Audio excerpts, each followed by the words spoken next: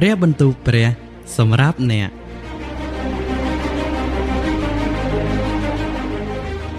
និពន្ធដោយអ្នកស្រី Dawn Muller និងអ្នកស្រី Diane Grabbing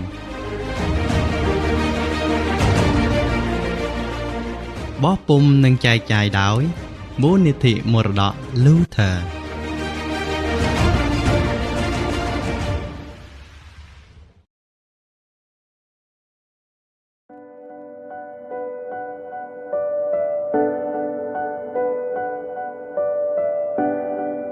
ព្រះជាម្ចាស់ប្រទានពរដល់យ៉ូសែបពិតដូចទៅនឹងអ្វីដែលព្រះជាម្ចាស់បាននាំយ៉ូសែបមកកាត់ស្រាយសុបិនរបស់ផារ៉ោនជាស្ដេចស្រុកអេស៊ីបថានឹងមានផលដំណាំសម្បូរហូរហៀក្នុងរយៈពេល7ឆ្នាំរួចក្រោយពីនោះនឹងមានគ្រោះទុរភិក្សរយៈពេល7ឆ្នាំវិញហើយមិនមែនមានតែនៅក្នុងស្រុកអេស៊ីបប៉ុណ្ណោះទេដែលជួបគ្រោះទុរភិក្សនោះគឺគ្រប់មនុស្សទាំងអស់សុទ្ធតែបានជួបគ្រោះទុរភិក្សពេញផែនដីដូចគ្នាមិនយូរប៉ុន្មានដំណឹងដែលថាមានស្បៀងអាហារបម្រុងនៅក្នុងស្រុកអេស៊ីបក៏បានលេចលឺដល់ប្រជាជាតិទាំងអស់ផ្សេងទៀតនៅពេលឪពុករបស់យ៉ូសែបបានដឹងថាមានស្រូវក្នុងស្រុកអេស៊ីបលោកមានប្រសាសន៍ទៅកាន់កូនរបស់លោកថាហេតុអ្វីបានជាឯងរាល់គ្នាមើលមុខគ្នាទៅវិញទៅមកដូច្នេះពុកបានឮថានៅស្រុកអេស៊ីបមានស្រូវដូច្នេះចូលឯងរកគ្នាទៅទីនោះដើម្បីទិញស្រូវមកសម្រាប់យើងចោះឲ្យយើងបានរស់នៅកុំឲ្យស្លាប់នឹងភាពអត់ឃ្លានឡើយលោកយ៉ាកុបបានចាត់កូនប្រុស10នាក់របស់គាត់ពីស្រុកកាណានទៅស្រុកអេស៊ីបដើម្បីទិញស្រូវយ៉ាកុបមិនបានបញ្ជូនបេនយ៉ាមីនជាកូនប្រុសពៅទៅជាមួយពួកបងឡើយដោយព្រោះគាត់នឹកភ័យខ្លាចថានឹងអាចមានរឿងអាក្រក់កើតឡើងចំពោះបេនយ៉ាមីនដោយយ៉ូសែបកាលពីច្រើនឆ្នាំកន្លងទៅយ៉ូសែបជាអ្នកគ្រប់គ្រងលើស្រុកអេស៊ីបហើយក៏ជាអ្នកត្រួតត្រាចំនួនស្រូវសម្រាប់លក់ផងដែរនៅពេលពួកបងរបស់យ៉ូសែបបានមកដល់ស្រុកអេស៊ីបពួកគេម្នាក់ក្រាបផ្កាប់មកដល់ដីចំពោះយ៉ូសែបដើម្បីបង្ហាញការគោរពដល់គាត់ពួកបងមិនបានស្គាល់យ៉ូសែបទេតែយ៉ូសែបស្គាល់ពួកបងភ្លាមរួចគាត់សួរពួកបងយ៉ាងតឹងរឹងថាតើអ្នករកគ្នាមកពីណាពួកគេឆ្លើយថាយើងខ្ញុំមកពីស្រុកកាណានដើម្បីទិញស្បៀងអាហារយ៉ូសែបចោទប្រកាន់ថាឯងរកគ្នាគឺជាអ្នកលបសង្កេតស្រុកទេឯងបានមកទីនេះដើម្បីមើលស្រុកនេះថាតើមិនមានការការពារយ៉ាងណាហើយតែពួកគេឆ្លើយថាមិនមែនទេយើងខ្ញុំព្រះបាទជាអ្នកបម្រើរបស់លោកម្ចាស់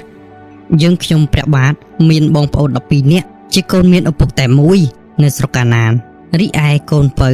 កំពុងនៅជាមួយនឹងឪពុករបស់យើងខ្ញុំហើយកូនមួយទៀតវាបានស្លាប់បាត់ទៅហើយយ៉ូសែបឆ្លើយតបថាឯងរកគ្នាជាពួកលបសង្កេតស្រុកទេយើងនឹងលបងសារឯងរកគ្នាមើលឲ្យដឹងការពិតគឺយើងស្បត់នៅក្នុងព្រះជន្មផារ៉ោនថាឯងរកគ្នានឹងមិនអាចចាក់ចេញពីទីនេះឡើយលើកលែងតែប្អូនពៅឯងបានមកឯនេះសិនចូលឯងចាត់គ្នាឯងម្នាក់ឲ្យទៅនាំប្អូនពៅមកតែត្រូវចងឯងរកគ្នាទុកនៅទីនេះរហូតទាល់តែប្អូនពៅបានមកដល់ទីនេះរួចយ៉ូសែបឃុំពួកបងទុកអស់រយៈពេល3ថ្ងៃនៅថ្ងៃទី3យ៉ូសែបបានបញ្ជាឲ្យគេដោះលែងពួកបងរបស់គាត់ចេញពីគុកយ៉ូសែបបាននិយាយថាចូលឯងចាត់គ្នាឯងម្នាក់ឲ្យទៅនាំប្អូនពៅមក តែត្រូវចងឯងរាល់គ្នាទុកនៅទីនេះរហូតទាល់តែប្អូនពៅបានមកដល់ទីនេះចូលធ្វើដូច្នេះចុះដើម្បីឲ្យបានរស់នៅត្បិតយើងជាអ្នកគោរពកោតខ្លាចព្រះបើឯងរាល់គ្នាជាមនុស្សទៀងត្រង់មែននោះចូលឲ្យប្អូនឯងម្នាក់នៅជាប់ចំណងក្នុងគុកនេះសិនតែឯងរាល់គ្នាឯទៀតត្រូវនាំយកស្រូវទៅឲ្យផ្ទះឯងដែលអត់ចោះរួចឲ្យនាំប្អូនពៅឯងមកបង្ហាញផោតាំងថាឯងរាល់គ្នាពិតជានិយាយពិតមែនបើមិនដូច្នោះទេឯងរាល់គ្នានឹងត្រូវស្លាប់ជាមិនខានយូសែបបានឲ្យគេចងស៊ីម៉ាន់ជាបងប្រុសរបស់គាត់ទៅដាក់ក្នុងគុកវិញយូសែបបានបញ្ជាឲ្យគេច្រកស្រូវឲ្យពេញបាវរបស់ពួកបងរបស់គាត់ហើយលួចបង្កប់កាក់ប្រាក់ដែលពួកបងបានទិញចូលទៅក្នុងបាវរៀងខ្លួនវិញពួកបងរបស់យូសែបបានរៀបចំបាវស្រូវដាក់លើខ្នងលារួចនាំគ្នាធ្វើដំណើរត្រឡប់ទៅស្រុកកាណានវិញប៉ុន្តែនៅពេលពួកគេឈប់សម្រាកនៅពេលយប់បងម្នាក់បានឃើញកាក់ប្រាក់ដែលគាត់បានចំណាយហើយនោះនៅក្នុងបាវស្រូវរបស់គាត់ពួកគេមានសេចក្តីតក់ស្លុតគ្រប់គ្នាក៏ងាកបែរមើលគ្នាទាំងភ័យញ័រហើយនិយាយថាតើព្រះបានធ្វើអ្វីដល់យើងដូច្នេះនៅពេលពួកគេទៅដល់ផ្ទះរបស់ពួកគេនៅស្រុកកាណានពួកគេបានរាយរាប់ប្រាប់យ៉ាកុបជាឪពុករបស់ពួកគេអំពីរឿងរ៉ាវទាំងអស់ដែលបានកើតឡើងនៅក្នុងស្រុកអេស៊ីបពួកគេបានប្រាប់គាត់ថាពួកគេត្រូវនាំប្អូនពៅទៅប្រទេសអេស៊ីបវិញដើម្បីបង្ហាញថាពួកគេមិនមែនជាអ្នកលោភសង្កេតទេកាលគេបានចាក់ស្រូវចេញពីបាវទៅនោះក៏ឃើញកញ្ចប់កាក់ប្រាក់ដែលពួកគេបានបង់ថ្លៃស្រូវរួចហើយនោះបែរជាមកស្ថិតនៅក្នុងបាវរបស់ពួកគេទៅវិញរួចពួកគេហើយនឹងយ៉ាកុបជាឪពុកនាំគ្នាភ័យញ័រយ៉ាងខ្លាំងយ៉ាកុបមិនបានឲ្យបេនយ៉ាមីនវិលត្រឡប់ទៅស្រុកអេស៊ីបជាមួយនឹងកូនប្រុសឯទៀតរបស់គាត់ឡើយគាត់ខ្លាចបេនយ៉ាមីនស្លាប់ប៉ុន្តែមិនយូរប៉ុន្មានយ៉ាកុបនិងក្រុមគ្រួសាររបស់គាត់ត្រូវការស្រូវបន្ថែមទៀតទីបំផុតពួកកូនបាននិយាយបញ្ចុះបញ្ចូលយ៉ាកុបថាមានតែវិធីសាស្ត្រមួយគត់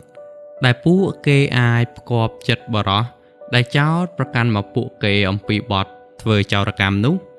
គឺត្រូវនាំបេនយ៉ាមីនវិលទៅជាមួយពួកគេវិញនៅទីបំផុតលោកយ៉ាកុបបានយល់ព្រមគាត់បានប្រាប់កូនប្រុសរបស់គាត់ថាចូលយករបស់ល្អបំផុតមួយចំនួនពីទឹកដីរបស់យើងដូចជាគ្រឿងទេសគ្រាប់ផ្លែឈើនិងទឹកឃ្មុំទុកជូនជាអំណោយទៅបរោះនៅស្រុកអេស៊ីបហើយយកប្រាក់ចំនួន2ដងសម្រាប់ទៅទិញស្រូវសូមយកបេនយ៉ាមីនទៅជាមួយចោះសូមព្រះដ៏មានគ្រប់ទាំងព្រះចេស្តាបណ្ដាលឲ្យអ្នកនោះអាណិតមេត្តាដល់ឯងរាល់គ្នាពួកបងទាំង10នាក់របស់យូសែបរួមទាំងបេនយ៉ាមីនជាប្អូនប្រុសរបស់គាត់បានវិលត្រឡប់ទៅស្រុកអេស៊ីវិញពួកគេបានក្រាបសំពះចំពោះមុខយូសែបរួចជូនអំណោយដល់គាត់យូសែបសួរពួកគេថាតើឪពុកវ័យចាស់របស់អ្នកសុខសប្បាយជាទេតើគាត់រស់នៅឡើយទេពួកបងឆ្លើយថាឪពុកយើងខ្ញុំជាអ្នកបម្រើរបស់លោកគាត់រស់នៅហើយសុខសប្បាយជាទេលុះយូសែបក៏លេចភ្នែកទៅឃើញបេនយ៉ាមីនជាប្អូនម្ដាយតែមួយនឹងខ្លួនក៏សួរថាតើនេះគឺជាប្អូនពៅដែលអ្នករកគ្នាបានប្រាប់ខ្ញុំឬអីកាលយូសែបបានឃើញបេនយ៉ាមីនភ្លាមគាត់មានចិត្តរំភើបយ៉ាងខ្លាំងរួចដើរចេញពីចំណោមបងប្អូនរបស់គាត់យ៉ាងឆាប់រហ័សដូច្នេះគាត់លួចសប្បាយចិត្តម្នាក់ឯង ដោយមិនឲ្យមាននរណាម្នាក់ឃើញពេលអារម្មណ៍របស់គាត់ត្រូវបានគ្រប់គ្រងសារជាថ្មីម្ដងទៀតគាត់បានលាងមុខហើយត្រឡប់មកឯបងប្អូនរបស់គាត់វិញយូសេបបានបញ្ជាថាចូលធ្វើម្ហូបអាហារចុះយូសេបក៏ប្រញាប់ប្រញាល់ទៅរកកន្លែងយំពីព្រោះគាត់មានសេចក្តីនឹករលឹកនឹងប្អូនប្រុសយ៉ាងខ្លាំងពេករួចលុបមុខចេញមកវិញទាំងខំទប់អារម្មណ៍រួចបង្គាប់ទៅអ្នកបម្រើថាចូលលើកម្ហូបអាហារមកចុះពួកបងប្អូនប្រុសរបស់យូសេបទាំងអស់គ្នាក៏បានបរិភោគអាហារពេលល្ងាចជាមួយគាត់លុះដល់ពេលពួកគេត្រូវត្រឡប់មកផ្ទះវិញយូសេបបានបង្គាប់ឲ្យគេច្រកស្រូវពេញបាវរបស់គេយ៉ាងច្រើនបំផុតតាមដែលអាចធ្វើទៅបានលើកនេះ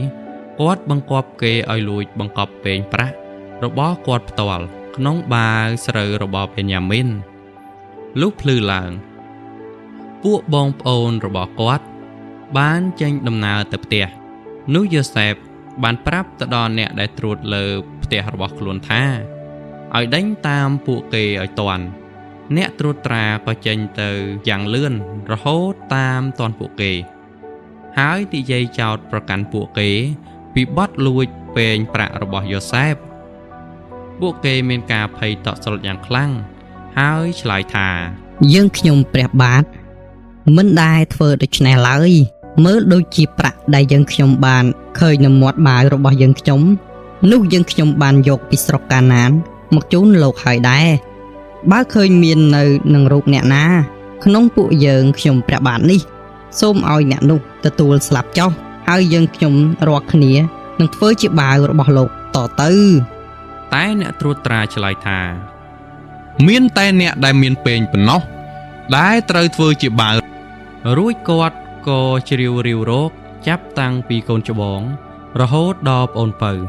ក៏បានឃើញពេងនោះនៅក្នុងបាវរបស់បេញាមីននោះពួកគេក៏ហែកសម្លៀកបំពាក់រួចត្រឡប់ទៅឯក្រុងវិញបងប្អូនរបស់យូសេបបានទម្លាក់ខ្លួនក្រាបចុះផ្កាប់មុខដល់ដីនៅចំពោះគាត់យូសេបមានប្រសាសន៍ថាហេតុអ្វីបានជាឯងរាល់គ្នាធ្វើដូច្នេះបងប្អូនគាត់បានអង្វរថាតើយើងអាចបង្ហាញថាយើងគ្មានទោសដោយរបៀបណាព្រះជាម្ចាស់បានបង្ហាញថាយើងមានទោសយើងទាំងអស់គ្នានឹងក្លាយជាបាវបម្រើរបស់លោកម្ចាស់មិនត្រឹមតែអ្នកដែលត្រូវបានរកឃើញនេះថាមានពេងប្រាក់នោះទេលោកយូសេបមានប្រសាសន៍ថាមានតែអ្នកដែលមានពេងប៉ុណ្ណោះដែលត្រូវធ្វើជាបាវរបស់យើងឯងរាល់គ្នាវិញត្រូវត្រឡប់ទៅឪពុកឯងដោយសុខសាន្តចុះប៉ុន្តែយូដាជាបងប្រុសរបស់យូសេបបានទទូចថាសូមមេត្តាស្ដាប់ខ្ញុំព្រះបាទសិនសូមកុំខឹងក្តៅក្រហាយនឹងខ្ញុំព្រះបាទជាអ្នកបម្រើរបស់លោកឡើយលោកម្ចាស់បានសួរអំពីលោកឪពុករបស់យើងហើយឃើញថាយើងមានបងប្អូនប្រុសពៅម្នាក់យើងខ្ញុំក៏បានជម្រាបលោកម្ចាស់វិញថាកូននោះនឹងឃ្លាតចេញពីឪពុកមិនបានទេតែលោកម្ចាស់បានមានប្រសាសន៍ថាបើប្អូនពៅមិនមកជាមួយទេនោះយើងខ្ញុំ